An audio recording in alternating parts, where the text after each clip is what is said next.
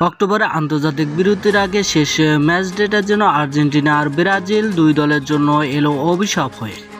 লিভারপুলে হয়ে মাঠে নেমেছিল দুই দলের দুই তারকা অ্যালেক্সিস ম্যাক অ্যালিস্টার এবং অ্যালিসন বেকার, আর দুইজনের মাঠ ছেড়েছেন ইনজুরি নিয়ে। রাতের অন্য এক ম্যাচে লা লিগের ইনজুরিতে পড়েছেন ভিনিসিয়াস জুনিয়র, তাকে নিয়েও আছে শঙ্কা। আর ম্যাচের শেষ দিকে এসে ইনজুরিতে পড়েছিলেন গোলরক্ষক অ্যালিসন বেকার। ৭৯ মিনিটে ফিজিওর সাহায্য নিয়ে খুঁড়িয়ে খুঁড়িয়ে মাঠ ছাড়তে হয় সময়ের অন্যতম সেরা এই গোলরক্ষককে।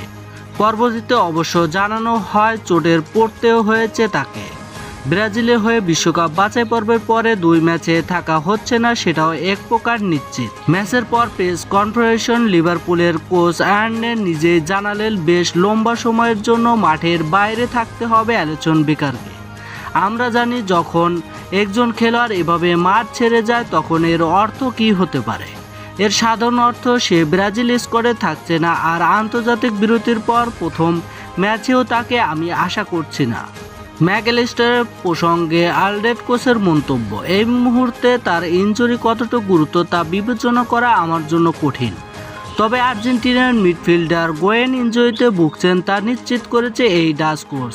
এছাড়া এই দিনে ব্রাজিলের দুশ্চিন্তা আরও বাড়িয়েছেন রিয়াল মাদ্রিদে থাকা দলটির তারকা ভিনিসিয়াস জুনিয়র।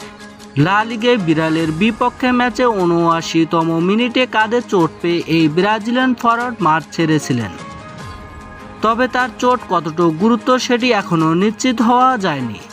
ম্যাচ শেষে আনচেলতি জানিয়েছেন তার কাঁধে বেশ ব্যথা আছে, পরীক্ষা করানোর পর বোঝা যাবে এই ব্রাজিলিয়ানের চোটের অবস্থা।